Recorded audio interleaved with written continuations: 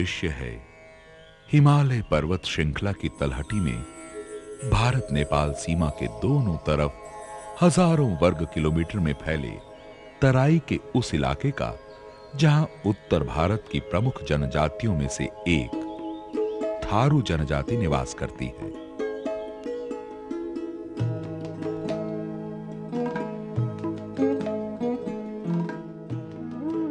भारत सरकार द्वारा अनुसूचित जनजातियों में शामिल थारू जनजाति कुछ समय पहले तक सर्वाधिक पिछड़ी जनजातियों में गिनी जाती थी, मगर आज अपने आर्थिक व सामाजिक परिदृश्य में आए बदलाव के कारण जनजातीय विकास के क्षेत्र में सरकारी प्रयासों की सफलता का उदाहरण बन चुकी है।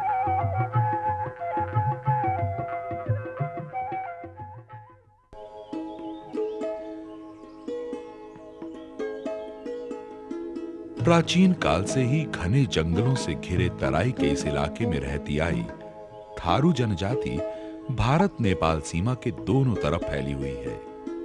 भारत में ये जनजाति मुख्यतः 5 जिलों उधम सिंह नगर, लखीमपुर खीरी, बहराइच, गोंडा तथा गोरखपुर में पाई जाती है। इनमें सर्वाधिक थारू आबादी खटीमा नामक ब्लॉक में रहती है, जो अब नवगठित पर्वतीय राज्य उत्तरांचल के उधम सिंह नगर जिले का हिस्सा है। थारू आबादी के लिहाज से दूसरा बड़ा ब्लॉक है पलिया, जो उत्तर प्रदेश के लखीमपुर खीरी जिले में दुधवा नेशनल पार्क के जंगलों के बीच बसा हुआ है।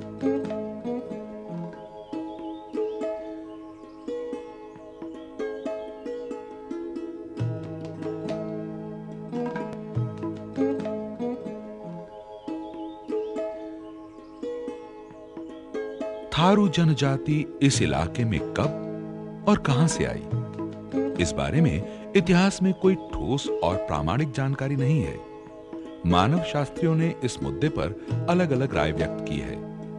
कुछ अध्ययनकर्ता इन्हें मंगोलियाई मूल का वंशज मानते हैं, क्योंकि इनके चेहरे मोहरे की विशिष्ट बनावट और कद काठी मंगोलियाई लोगों से बेहद मेल खाती है। दूसरी तरफ ज्यादातर थारुओं का मानना है कि उनके पूर्वज राजस्थान के वे राजपूत योद्धा थे जो मुगल साम्राज्य से अपने संघर्ष के दौरान तराई के इन जंगलों में आ बसे थे।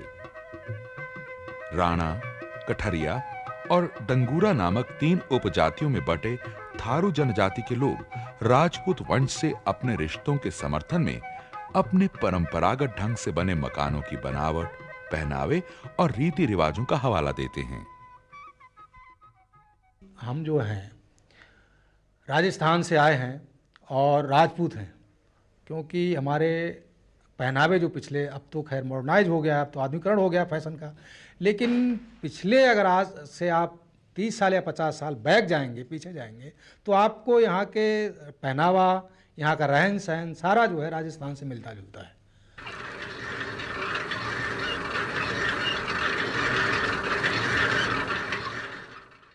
प्राचीन काल से ही कृषि एवं पशुपालन थारू जनजाति का मुख्य व्यवसाय रहा है। उस जमाने में खाना बदोशों की जिंदगी जीने के आदि थारू इधर उधर बिखरे खेतों में पुरातन तरीके से खेती किया करते थे। उनके लिए खेती का उद्देश्य महज अपने परिवार की गुजर बसर के लिए अनाज उगाना हुआ करता था। परंपरागत ढंग से खेती करने के कारण पैदावार काफी कम थी और थारुओं की ज्यादातर आबादी गरीबी की रेखा से नीचे थी। आज से 20 साल पहले तो ये था, खाद का नाम, खाद डालते ही नहीं थे लोग कभी। हमारे लोगों में एक समुदाय हमारा थारू ही समाज था, तो छिटका खेती करा करते थे। आज इधर बो दिया खेत तो इधर छोड़ बंजर पड़ा है, तो और इधर इस साल इधर बोया तो इस साल इधर बोया, तो उस टाइप से खाने भर को होता था, बाकी मात्र कुछ वो नहीं होता है।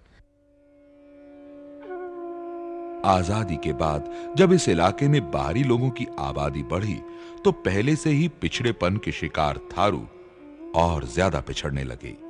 बाहरी लोगों द्वारा थारुओं की उपजाऊ भूमि हथियाने और आर्थिक शोषण की घटनाएं सामने आने लगीं।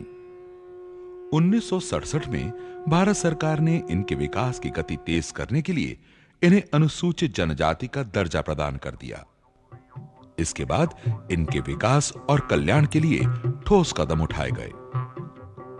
थारुओं के इधर उधर बिखरे खेतों को एक साथ करने के लिए चकबंदी कार्यक्रम शुरू किया गया और इलाके में गैर थारुओं द्वारा थारू जमीन खरीदने पर रोक लगा दी गई।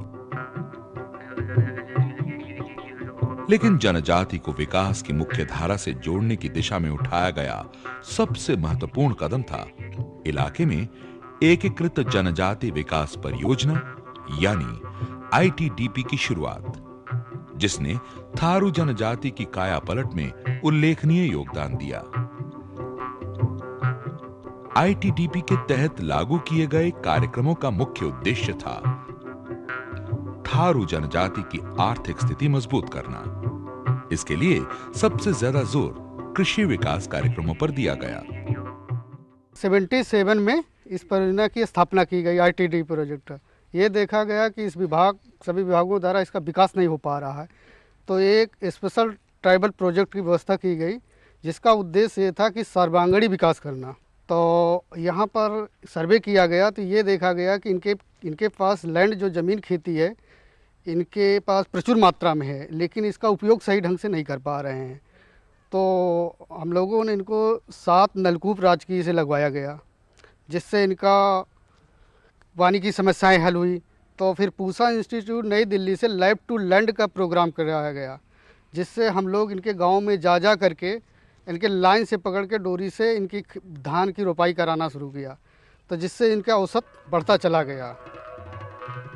आईटीडीपी के अंतर्गत योजनाबद्ध तरीके से थारू किसानों को खेती के परंपरागत तरीके छोड़कर आधुनिक तरीके अपनाने के लिए प्रोत्साहित किया गया। उन्हें उन्नत श्रेणी के बीज, रासायनिक खादों तथा कीटनाशकों के इस्तेमाल की विधियां सिखलाई गईं। साथ ही उन्हें कृषि के आधुनिक यंत्र और उपकरण खरीदने के लिए वित्तीय सहायता भी मुहैया कराई गई। इसके साथ ही जो है इनको भ्रमण कराया जाता था। ये जैसे कृषि विश्वविद्यालय पंतनगर है और जो भी हमारे अन्य जगह हैं ये संस्थान, वहाँ इनको विजिट कराया जाता था और वहाँ से इनको नई नई तकनीकी जो कृषि के बारे में इनको, ताकि इनका उत्पादन बढ़े, ये जो इनके पारंपरिक कृषि यंत्र हैं उसके स्थान पर जो आधुनिक यंत्र चल रहे हैं उससे अपना कृषि कार्य करके उसको और प्रोत्साहित करने के ये चला। इसी बीच थारू बाहुल्य गांव में सड़कें, बिजली तथा सिंचाई के पर्याप्त साधन उपलब्ध कराने के लिए भी ठोस कदम उठाए गए। 80 के दशक के अंत में इन प्रयासों ने रंग लाना शुरू कर दिया और आधुनिक प्रौद्योगिकी की मदद से खेती कर रहे थारू किसानों के खेत पहले के मुकाबले दोगुनी तिगुनी फसल उगाने लगे। इस दौर में कृषि विकास कार्यक्रमों में बढ़ चढ़कर हिस्सा लेने वाले कई थारू किसानों ने आर्थिक समृद्धि की नई मिसाल कायम की। इन्हीं में से एक प्रगतिशील थारू किसान हैं खटीमा ब्लॉक में स्थित गुरखड़ा गांव के निवासी रमेश सिंह राणा, जो आज अन्य किसानों के लिए प्रेरणा का विषय बन चुके हैं। पक्का मकान, मारुति कार, 2 ट्रैक्टर और डीजल पंप सेट जैसी चीजों के अलावा कृषि के तमाम अत्याधुनिक यंत्रों के मालिक रमेश सिंह राणा आजकल सब्जियों एवं नकदी फसलों के उत्पादन में अग्रणी किसानों में गिने जाते हैं। गेहूं की जो